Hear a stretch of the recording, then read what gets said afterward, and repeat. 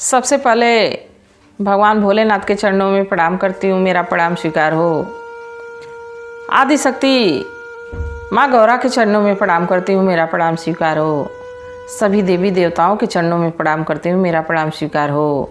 आप सभी गुरु भाई गुरु बहनों के चरणों में प्रणाम करती हूँ, मेरा प्रणाम स्वीकार हो।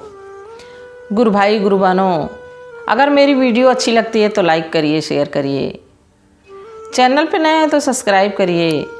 कमेंट में महादेव का नाम ज़रूर लिखिए। महादेव का नाम लिखने से, बोलने से सारे कार्य सिद्ध होते हैं, सारे कष्ट दूर हो जाते हैं। महादेव का नाम तो ऐसा है कि बहुत से पार कर देता है। सारे हमारे दुख दर्द दूर हो जाते हैं, तो महादेव का नाम ज़रूर लिखिए। और गुरु भाई गुरु बहनों, आप लोग कमेंट करते हैं तो बहुत अच्छा लगता है। और मैं भी शिव गुरु से प्रार्थना करती हूँ कि हे शिव गुरु, जो मेरी कहानी को, जो शिव के गुणगान को सुन रहा है, उस पर अपनी दया दृष्टि बनाए रखिएगा। और कहानी के लास्ट में मैं कुछ गुरु भाई गुरु बहनों के लिए अर्जी लगाऊंगी, दया मांगूंगी कि हे शिव गुरु, इनके जीवन में खुशियाँ भरिएगा, इनके जीवन में सब सुख दीजिएगा, सारे कष्ट दूर करिएगा। आज मैं जो कहानी सुना रही हूँ, महादेव की महिमा की ऐसी कहानी है जिसको सुनने के बाद जो भगवान को नहीं मानता होगा वो मानने लगेगा, और मानना ही चाहिए। जो भी शिव को गुरु नहीं बनाए हों वो गुरु बना लें। जो भगवान को मानते नहीं हों वो भगवान को माने। सबको भगवान की ज़रूरत पड़ती है। कभी ना कभी भगवान को याद करना ही पड़ता है, तो कभी ना कभी याद करने के बजाय अभी से क्यों ना, जब ही जगो तभी सवेरा। तो भगवान को याद करिए, भगवान भोलेनाथ को ज़रूर भजिए, जो हमको सारे दुख दर्द से दूर करेंगे। और सबके जीवन में एक गुरु होना जरूरी रहता है। पहला गुरु तो हमारी माता पिता रहते हैं। इसके बाद हम स्कूल में पढ़ने जाते हैं तो हमारे टीचर होते हैं। इसके बाद जीवन में आगे का मार्गदर्शन के लिए एक ऐसा गुरु होना चाहिए जिसके आशीर्वाद से सारे कष्ट हमारे दूर हो जाएं, जिसके आशीर्वाद से हम हर क्षेत्र में हमारा यश फैले, हमारा नाम रहे।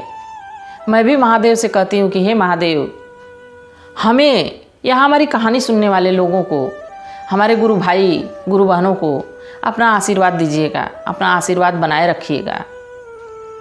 हे महादेव, जितने गुरु भाई गुरु बहन आपको शिष्य गुरु बनाए हैं, आपके शिष्य हैं, उन पे अपनी दया दृष्टि बरसाते रहिएगा।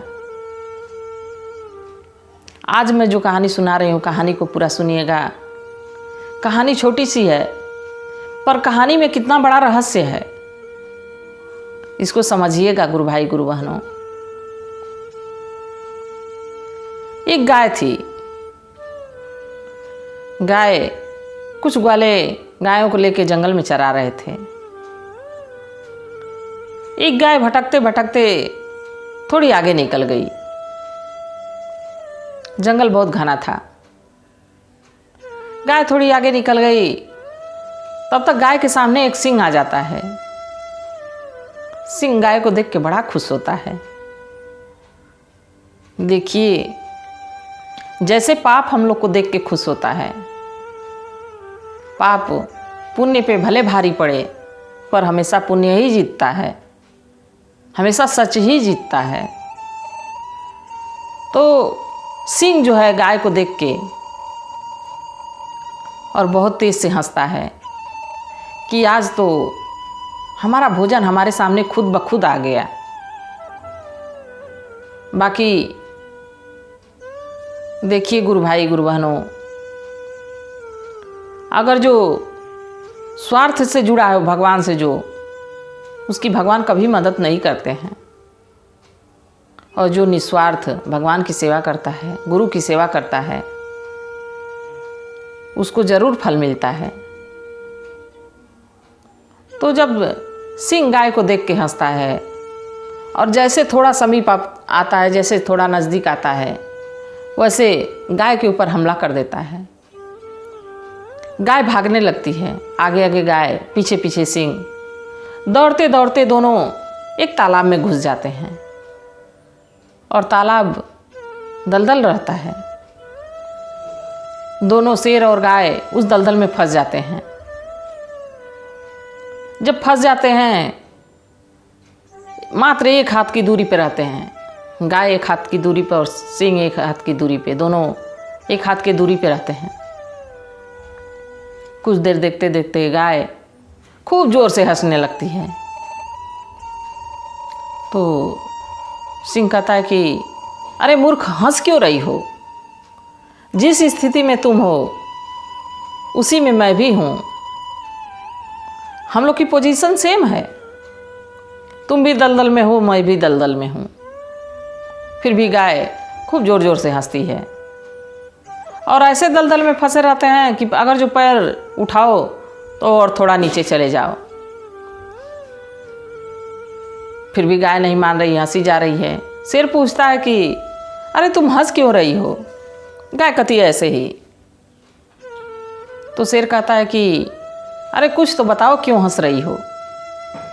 गाय कहती है कि मैं बताऊंगी, पर पहले तुम बताओ कि तुम्हारा कोई मालिक है? तो शेर हंसता है। शेर हंसता है, कहता है कि हमारा मालिक कौन हो सकता है? हम तो इतने बड़े जंगल के खुद राजा हैं। हमारा कौन मालिक हो सकता है? हम तो खुद के मालिक हैं। हमको किसका भय है, किसका डर है? देखिए, ये घमंड किसी को नहीं आना चाहिए कि हमारा कौन मालिक है। मालिक सबका होना चाहिए। बिना मालिक के जीवन अधूरा है। बिना भगवान के हम अधूरे हैं, बिना शिव के हम अधूरे हैं। तो इसलिए गुरु भाई, गुरु बहनों, जो भगवान को नहीं मानते हों वो भगवान को माने। जो शिव को गुरु नहीं बनाए हैं वो शिव को गुरु बना ले। जीवन सुखमय हो जाएगा। तो गुरु भाई, गुरु बहनों, शेर बड़ा जोर से हंसा कि हमारा कोई मालिक नहीं है। तो गाय फिर हंसने लगी। शेर कहा कि अरे मूर्ख हो क्या तुम, क्यों हंसी जा रही हो? तो गाय कही कि तुम्हारा कोई मालिक हो ना हो, हमारा तो मालिक है, और अभी आएगा, हमको बचा के लेके चला जाएगा। गाय को विश्वास था, भरोसा था। और कुछ देर में देखती है कि वो ग्वाला गाय को खोजते खोजते आ गया तालाब के किनारे, और देखता है हमारी गाय तो दलदल में फंसी हुई है। किसान बेचारा बड़ा परेशान, हड़बड़ाहट में भाग के गांव में जाता है। गांव में से रस्सी लेके आता है और रस्सी ले आके गाय के गले में फंदा डाल देता है और धीरे धीरे खींचने लगता है। गाय को खींच के बाहर निकाल लेता है। गाय हंसती है और शेर से कहती है कि आज तुम्हारा भी कोई मालिक रहता, आज तुम भी किसी को मालिक बनाए रहते, तो आज तुम्हारी भी ये दशा नहीं रहती। तो देखिए गुरु भाई, गुरु बहनों, ये हम लोग का जीवन जो है, हम लोग ऐसे दलदल में हैं जिसमें से निकालने के लिए सिर्फ भगवान हम लोग को निकालेंगे। तो इसलिए भगवान को मानिए, शिव को मानिए। इस कलयुग में जो भी सनातनी हैं, जो भी हिंदू हैं, अगर जो भगवान को नहीं मानेंगे तो उद्धार नहीं हो सकता है। घोर पाप चल रहा है। तो इसलिए शिव को अपनाइए। शिव ही मात्र ऐसे हैं, महादेव हमारे ऐसे हैं, महादानी हैं, भोले भंडारी हैं, भोले भाले हैं, तुरंत प्रसन्न होते हैं। तो इनको प्रसन्न करिए और अपना जीवन बना लीजिए। मनुष्य का जीवन हम लोग को मिला है तो इसको सार्थक करिए। और जैसा कि मैं कही थी अपने कहानी में कि कुछ गुरु भाई, गुरु बहनों के नाम मैं लास्ट में शिव गुरु के चरणों में हाजिरी लगाऊंगी कि हे शिव गुरु, इन पे अपनी दया दृष्टि बनाए रखिएगा। हीरा यादव जी, गुरु भाई, बहुत बहुत धन्यवाद कमेंट करने के लिए। हर हर महादेव। महादेव करें कि आपके जीवन में सारी खुशियाँ रहें, आपके परिवार पे कभी कष्ट ना आए, कभी दुख ना आए। महादेव हमेशा अपना आशीर्वाद आप पे बनाए रखें। और दूसरा नाम है अभिषेक निषाद। अभिषेक गुरु भैया बहुत बहुत धन्यवाद कमेंट करने के लिए। महादेव करें कि आप जहाँ रहें वहाँ खुश रहें, आपका परिवार खुश रहे, सुखी रहे, और महादेव की कृपा, उनकी दया दृष्टि आप पे बनी रहे। और जय लता देवी गुरु बहना बहुत बहुत धन्यवाद, आप कमेंट की इसके लिए बहुत बहुत धन्यवाद। महादेव करें, शिव गुरु करें कि उनकी दया दृष्टि आप पे बनी रहे, उनकी कृपा आप पे सदा बनी रहे, उनकी दया आप पे बरसती रहे, आपके परिवार पे बरसती रहे, आप जहाँ रहें वहाँ सुखी रहें। रिंकू चौहान, रिंकू जी बहुत बहुत धन्यवाद हर हर महादेव लिखने के लिए। महादेव करें कि आपका पूरा परिवार सुखी रहे, हमेशा महादेव की कृपा आप लोग पे बनी रहे। बबीता कुमारी, बबीता गुरु बहना बहुत बहुत धन्यवाद महादेव का नाम लिखने के लिए, हर हर महादेव बोलने के लिए बहुत बहुत धन्यवाद। महादेव करें कि आप जहाँ रहें वहाँ सुखी रहें, कोई कष्ट ना आपको रहे। महादेव की दया दृष्टि हमेशा आप पे बनी रहे, उनकी दया आप पे हमेशा बरसती रहे। और रिंकू आलिया से, रिंकू गुरु बहना बहुत बहुत धन्यवाद, आप कमेंट की इसके लिए बहुत बहुत धन्यवाद। महादेव करें कि आपका पूरा परिवार सुखी रहे, महादेव की दया दृष्टि आप पे बनी रहे, उनका आशीर्वाद हमेशा आप पे बना रहे। और माँ की बेटी बहुत बहुत धन्यवाद गुरु बहना, आप कमेंट करती हैं, हमारी हर कहानी को देखती हैं लगभग, इसके लिए बहुत बहुत धन्यवाद। महादेव करें कि उनके दया दृष्टि आप पे बनी रहे, उनका आशीर्वाद आप पे बना रहे, आपके परिवार पे बना रहे। भोला महतो, भोला गुरु भैया बहुत बहुत धन्यवाद, हर हर महादेव लिखने के लिए बहुत बहुत धन्यवाद। शिव गुरु करें कि आप जहाँ रहें वहाँ सुखी रहें, आपका परिवार सुखी रहे, महादेव की दया दृष्टि आप पे बनी रहे। रितु सिंह, रितु जी बहुत बहुत धन्यवाद। महादेव करें कि आप जहाँ रहें वहाँ सुखी रहें, आपका परिवार सुखी रहे, हमेशा शिव गुरु की दया आप पे बरसती रहे, महादेव की दया आप पे बरसती रहे, जहाँ रहें वहाँ सुखी रहें।